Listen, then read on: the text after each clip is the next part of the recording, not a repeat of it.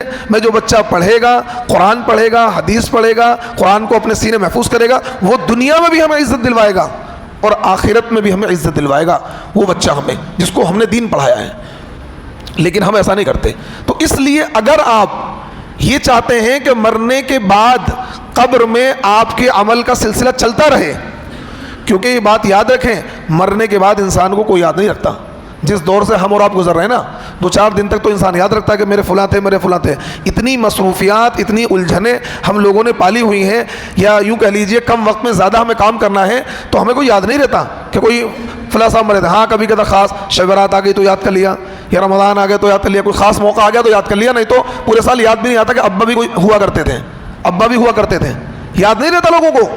میں غلط نہیں کہہ رہا ہوں، حقیقت ہے، ریالٹی ہے۔ تو اس لیے مرنے سے پہلے انسان ایسے عمل کر کے جائے جس سے آپ کے عمل کا دروازہ چلتا رہے۔ ایک چیز کیا بتائی اللہ کے نبی نے؟ اولاد صالح۔ دوسری چیز اللہ کے نبی صلی اللہ علیہ وسلم نے بتائی، انسان نے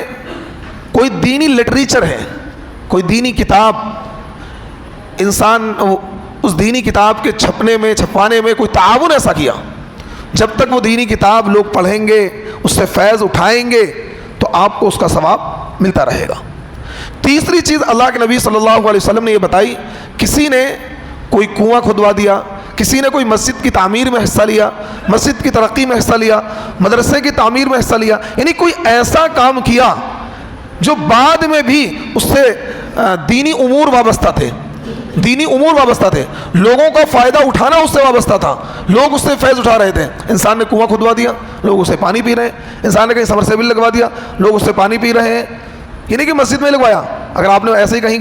ضرورت تھی پانی کا انتظام کروا دیا، لوگ اس سے پانی پیتے ہیں، تو اس کا ثواب بھی آپ کو پہنچے گا۔ اسی طریقے سے مسجد کی تعمیر و ترقی میں آپ نے حصہ لے لیا، تو اس کا ثواب بھی مرتے دم تک آپ تک پہنچے گا، اور مرنے کے بعد بھی آپ تک پہنچتا رہے گا۔ تو یہ جو چیزیں ہیں، یعنی اپنی زندگی میں آپ نے اولاد کی تربیت ایسی کی کہ مرنے کے بعد جب اولاد نیکی کا کام کرے گی تو آپ کو اس کا ثواب پہنچے گا۔ آپ نے اپنی زندگی میں اپنے مال کے ذریعے سے اس مال کو خیر کی جگہوں پر خرچ کر کے مسجدوں پر، مدرسوں پر اور مسافر خانوں پر یا خانقاہوں پر، خیر کی جگہوں پر، یعنی جن سے خیر وجود میں آتی ہے اور وہاں سے دینی امور انجام دیے جاتے ہیں، تو مرنے کے بعد بھی آپ جب قبر میں ہیں اور جب تک یہ دنیا